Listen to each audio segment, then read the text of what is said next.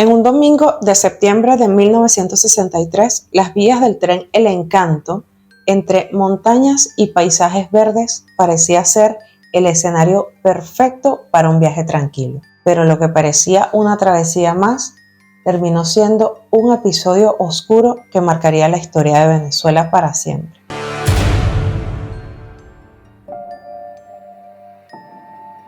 Hola a todos, espero que estén súper bien. Mi nombre es Andreina y hoy, como cada semana, te traigo otra crónica más en La Historia es esta. Hoy hablaremos de un acontecimiento protagonizado por la revolución de los años 60.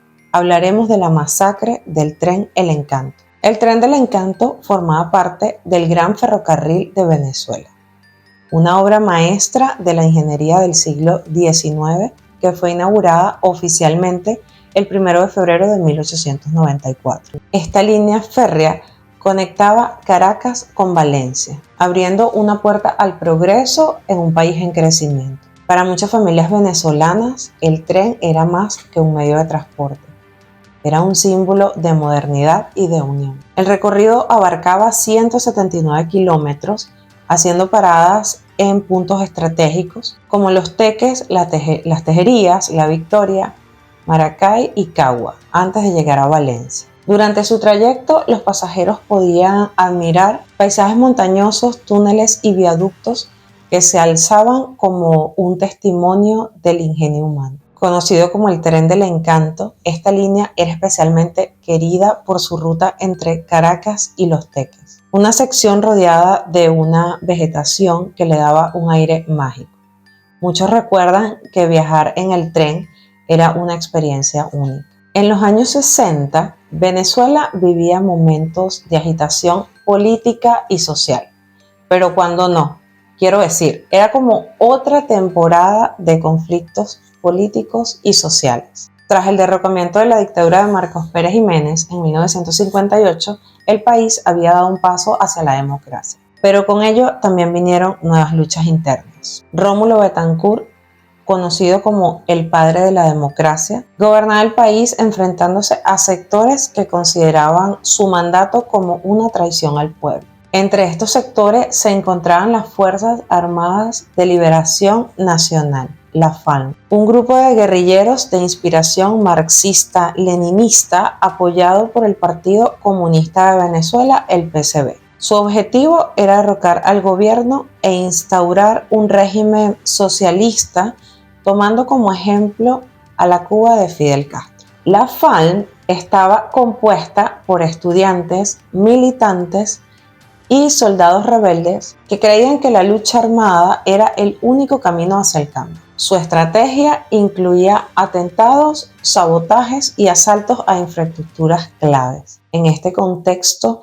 surge la Operación Olga Luzardo, una misión que, aunque fracasó, dejó una cicatriz profunda en la memoria venezolana. El Tren del Encanto había salido de Caracas en su ruta habitual con no más de 270 pasajeros a bordo, entre ellos familias enteras, trabajadores, comerciantes y estudiantes.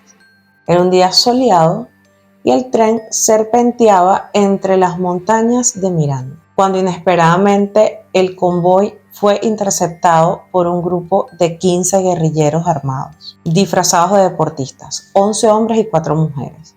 Este asalto se trataba del operativo Olga Luzardo, en homenaje a una militante comunista, feminista, activista social venezolana, y el nombre de este operativo fue elegido por las Fuerzas Armadas de Liberación Nacional, este grupo guerrillero que perpetró el ataque debido al enorme simbolismo que ella representó en la lucha y su conexión con las causas que ellos decían representar. Olga Luzardo era considerada un ícono del movimiento comunista en Venezuela debido a su trayectoria como militante del Partido Comunista de Venezuela.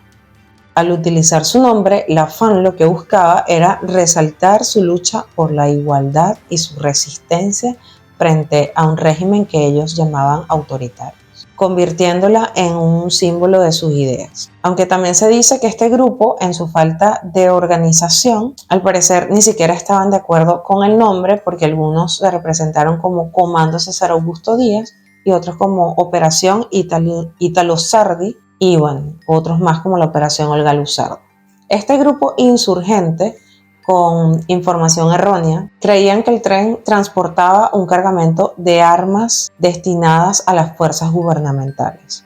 Entonces su plan era detener el convoy, confiscar las armas y dar un golpe simbólico contra el gobierno. Sin embargo, al abordar el tren, se encontraron con una realidad completamente diferente porque solo había civiles a bordo, hombres, mujeres y niños que no tenían nada que ver con el conflicto. Al ser interceptados, los pasajeros por supuesto entraron en pánico. Algunos intentaron esconderse debajo de los asientos, mientras que otros, aterrorizados, abrazaban a sus hijos.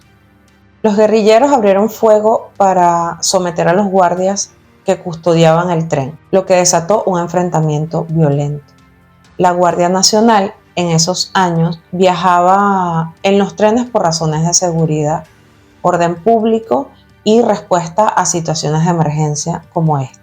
Ellos intentaron defender a los pasajeros. Sin embargo, en el caos, 5 funcionarios de la Guardia Nacional perdieron la vida. Además, al menos 10 pasajeros, entre ellos 8 mujeres y 2 niños, resultaron heridos por disparos y esquirlas. Los gritos del dolor y el ensordecedor ruido de los disparos llenaron el aire, desatando caos al darse cuenta de que no había armas en el tren.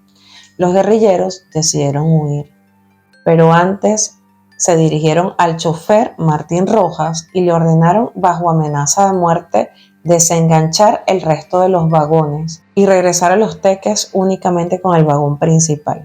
Justo antes de entrar en uno de los túneles, exigieron al chofer que se detuviera, aprovechando el momento para escapar en 3 vehículos que los esperaban, dejando tras de sí un escenario de devastación. Al llegar a Los Teques, Martín Rojas notificó al jefe de la estación, Remigio León, sobre lo ocurrido. León, tras informar a las autoridades policiales, le ordenó al chofer, a Rojas, regresar al Encanto para ayudar en el traslado de los heridos.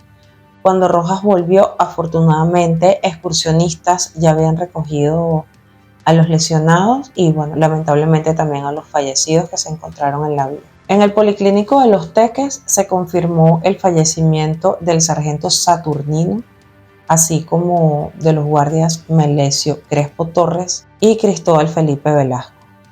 Más tarde, antes del anochecer, también murieron los distinguidos Carlos Santiago Noguera y David Anzola. Por otro lado, Óscar Evaristo, quien fue encontrado en el fondo de un barranco con una herida de bala en la cabeza, sobrevivió milagrosamente, al igual que Raúl Montilla, Hermes Parras y Salomón Viloria.